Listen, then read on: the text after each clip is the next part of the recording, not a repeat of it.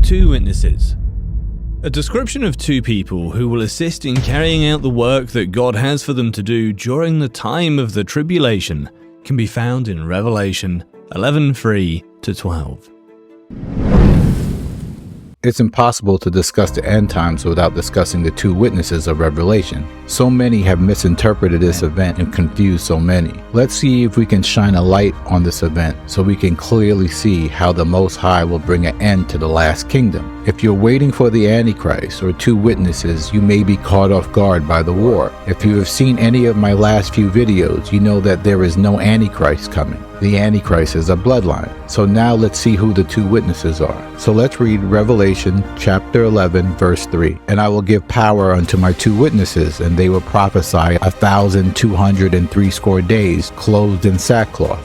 These are the two olive trees and the two candlesticks standing before the Elohim of the whole earth. And if any man hurt them, fire proceeds out of their mouth and devour their enemies. If any man hurt them, he must be in this manner killed. These have power to shut up heaven, that it rain not in the days of their prophecy, and have power over waters to turn them to blood, and to smite the earth with all plagues as often as they will. And when they have finished their testimony, the beast that ascends out of the bottomless pit shall make war against them, and shall overcome them and kill them. And their dead bodies shall lie in the street of the great city, which is spiritually called Sodom and Egypt, where our king was crucified. They out of the people and kindreds and tongues and nations shall see their dead bodies 3 days and a half, and shall suffer their dead bodies to be put in grave. And they that dwell on the earth shall rejoice over them, and make merry, and shall send gifts one to another, because these two prophets tormented them that dwell on the earth.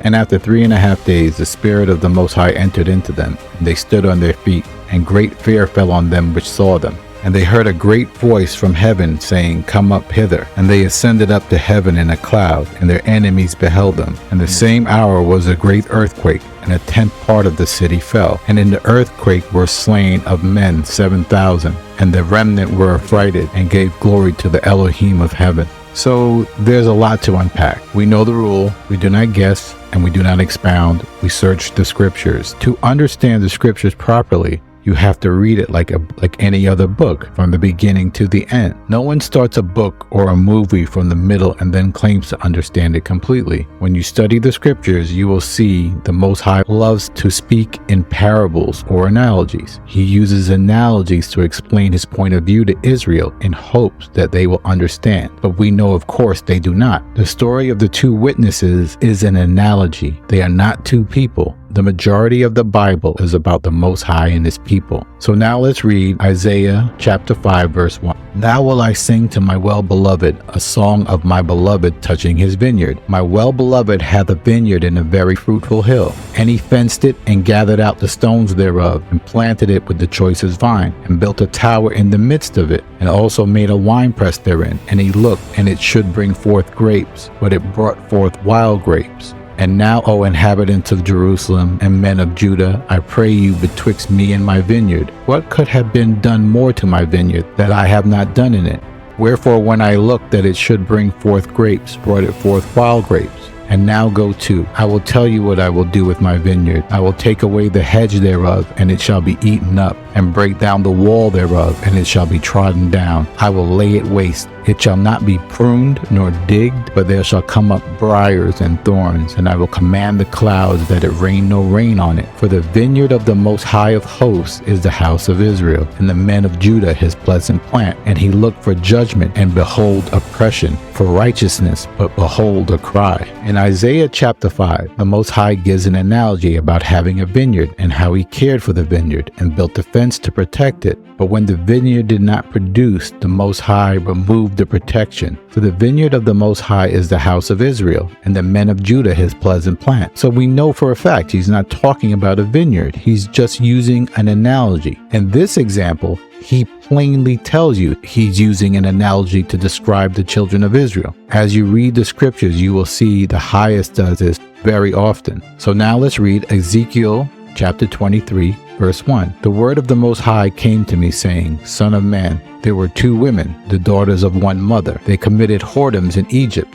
They committed whoredoms in their youth. There were their breasts pressed, and there they bruised the teats of their virginity. And the names of them were Aholah, the elder, and Aholibah her sister, and they were mine, and they bear sons and daughters. Samaria is Aholah, and Jerusalem is Aholibah. And Aholah played the harlot when she was mine, and she doted on her lovers, on Assyrians her neighbors. Therefore Aholibah, thus saith the Most High, Behold, I will raise up thy lovers against thee, from whom thy mind is alienated, and I will bring them against thee on every side. They also shall strip thee out of thy clothes, and take away thy fair jewels. For thus saith the Most High, thy Elohim, Behold, I will deliver thee into the hand of whom thou hatest, into the hand from whom my mind is alienated. Like the two witnesses, this analogy has two people. The Most High in this case again clearly explains that the two women, the analogy, represent the 12 tribes of Israel. He says, thus were their names, Samaria is Aholah, and Jerusalem is Aholibah. Samaria or Aholah is the 10 tribes of Israel, and Aholibah or Jerusalem represents the tribes of Judah and Benjamin. Like I said earlier, these analogies appear often in the scriptures. So now let's read Revelation, chapter 12, verse 1. And there appeared a great wonder in heaven, a woman clothed with the sun and the moon under her feet, and upon her head a crown of 12 stars. And she, being with child, cried, travailing in birth, and pain to be delivered. And there appeared another wonder in heaven, and behold, a great red dragon having 7 heads and 10 horns, and 7 crowns on his head, and his tail drew a third part of the stars of heaven, and cast them to the earth. And the dragon stood before the woman, which was ready to be delivered, for to devour her child as soon as it was born. She brought forth a man-child, who was to rule all nations with a rod of iron, and her child was caught up to Elohim and his throne. And the woman fled into the wilderness, where she hath a place prepared of Elohim, that they should feed her there 1,260 days. In this analogy, many people will know right away that the man-child that will rule all nations is Christ or Yeshua. But the woman clothed with the sun and the moon is the nation of Israel. Well, how do we know? So now we have to read Genesis 37, verse 5. And Joseph dreamed a dream, and he told it to his brethren, and they hated him yet the more. And he dreamed yet another dream, and told it to his brethren, and said, Behold, I have dreamed a dream more. And behold, the sun and the moon and the 11 stars made obeisance to me. And he told it to his father and to his brethren. And his father rebuked him, and said unto him, What is this dream that thou hast dreamed? Shall I and thy mother and thy brethren indeed come bow down ourselves to the earth? And his brethren envied him, but his father observed the same. Joseph had a dream. Jacob did not like the dream, because he knew right away what the dream meant. He knew he was the son, the moon represented his wives, and the 11 stars his brothers, or the nation of Israel, was bowing to Joseph. We later know that the dream came true. Now we see the Most High has creative ways of using analogies to tell the story of Israel. When you compare Joseph's dream, the sun and the moon and the 11 stars bowing to him, in Revelation, a woman clothed with the sun, the moon, and the 12 stars,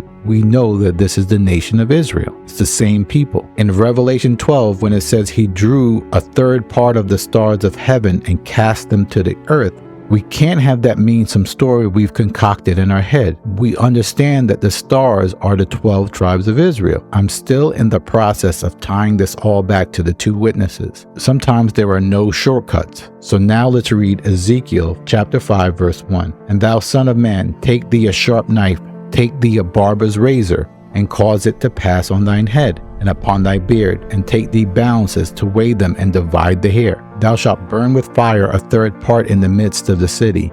And when the days of the siege are fulfilled, thou shalt take a third part and smite about it with a knife. And a third part thou shalt scatter in the wind, and I will draw out a sword after them. Thou shalt take a few in number, and bind them in thy skirt. Then take them again, and cast them into the midst of the fire, and burn them in the fire. For thereof shall a fire come forth into all the house of Israel. We see that Ezekiel's hair is now an analogy for Israel. 1/3 was burnt, 1/3 was killed by fire, and 1/3 went into slavery. I know there are many who believe that 1/3 of Israel will be saved in the end times, but that is not right. The 1/3 is the Israelites that did not die but went into slavery. I will save that for a later video. So we see that 1/3 of Israel was scattered. Revelation says, and his tail drew a third part of the stars of heaven and cast them to the earth. This is the same event. Now let's add the book of Daniel. Daniel chapter 7 verse 19. Then would I know the truth of the fourth beast, which was diverse from all others, exceeding dreadful, whose teeth were of iron, and his nails of brass, which devoured and brake in pieces, and stamped the residue with his feet, and of the 10 horns that were in his head, and of the others which came up,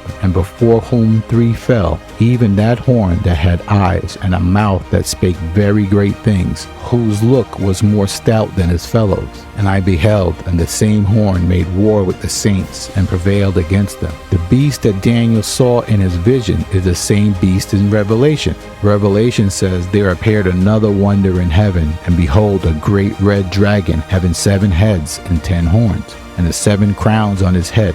Daniel says the beast has 10 horns were in his head. When it says in Daniel he made war with the saints and prevailed, it's the same in Revelation when it says he drew 1/3 of the stars. It's the same as in Ezekiel, take 1/3 and scatter them in the wind. The prophets are all telling the same story of Israel using different imagery. Now it's finally time to get back to the 2 witnesses. Revelation 11:7. When they have finished their testimony, the beast that ascend out of the bottomless pit shall make war against them, and shall overcome them and kill them. It's the same as Daniel. I beheld as the same horn made war with the saints and prevailed against them. It's the same event. Daniel says prevail. Revelation uses overcome. It's impossible to understand Revelation without reading the Old Testament. Now let's go over the rest of the 2 witnesses from Revelation. Revelation 11:14 says, these are the 2 olive trees and the 2 candlesticks standing before the Elohim of the earth. Zechariah 4:11. Then I answered and said unto him, what are these 2 olive trees upon the right side of the candlestick, and upon the left side thereof?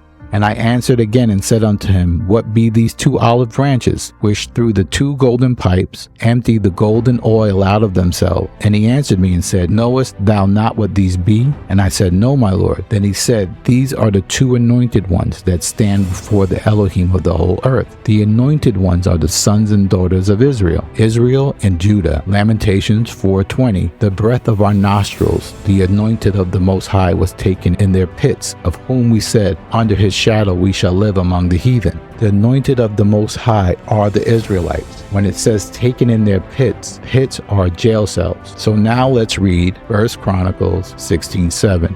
Then on that day David delivered the first psalm to thank the Most High into the hand of Asaph his brethren. Give thanks to the Most High, call upon his name, make known his deeds among the people, even of the covenant which he made with Abraham, of his oath with Isaac, and hath confirmed the same to Jacob for a law, and Israel for an everlasting covenant, saying, unto thee will I give the land of Canaan, the lot of your inheritance, when you were but few, even few and strangers in it. And when they went from nation to nation, and from one kingdom to another people, he suffered no man to do them wrong, saying, touch not my anointed, and do my prophets no harm. Yea, he reproved kings for their sake. So again, we see the Israelites are the 2 anointed ones. When it says in Chronicles, he suffered no man to do them wrong, it's the same as the 2 witnesses. If any man will hurt them, fire proceeds out of their mouth and devoureth their enemies. If any man hurt them, he must in this manner be killed. Now let's add Jeremiah chapter 2 verse 3. Israel was holiness unto the Most High, and the first fruits of his increase. All that devour him shall offend, evil shall come on them, said the Most High. When it says all that devour him shall offend, evil shall come on them, it's the same thing as fire proceeds out of the mouth and devour their enemies. It's the same as he suffered no man to do them wrong. It's also the same in Isaiah when it says he fenced it and gathered out the stones thereof. They're all talking about the protection that the Most High provided to Israel. Now let's go back to Revelation 11 chapter 10. And they that dwell on the earth shall rejoice over them and make merry, and shall send gifts one to another, because these 2 prophets tormented them that dwell on the earth. Lamentations 2 verse 16. All thine enemies have opened their mouth against thee.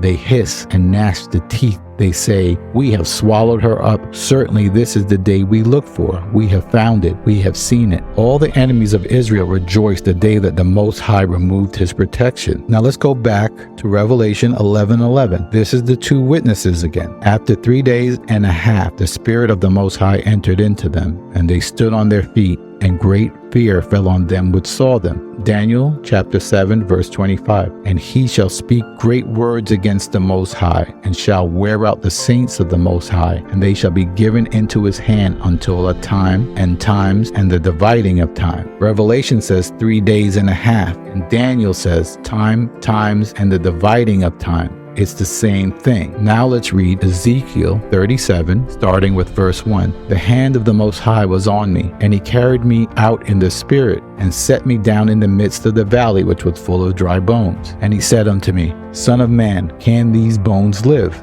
And I answered, Elohim, thou knowest. So I prophesied as he commanded me, and the breath came into them. And they lived and stood on their feet, an exceeding great army. Revelation says they stood on their feet, and great fear fell on them. Ezekiel says they stood on their feet, an exceeding great army. It's the same thing. The two witnesses in Revelation says the spirit of life of Elohim entered into them, and Ezekiel says the breath of life came into them. It's the same event. The two witnesses, the two olive branches, the vineyard, Ezekiel's hair, Ezekiel's dry bones, the two sisters, Aholah, Aholibah, are all analogies representing Israel. It's not as sexy as two people coming down and tearing stuff up, but we should want to know the truth and not fables. The book they call the Bible is about the Most High and his people. Because his people refuse to keep his commandments, he has dealt with us as we deserve, but he has a day when he will forgive. The sign we look for is not the Antichrist or two witnesses. The only sign is war, so we wait patiently on the Most High.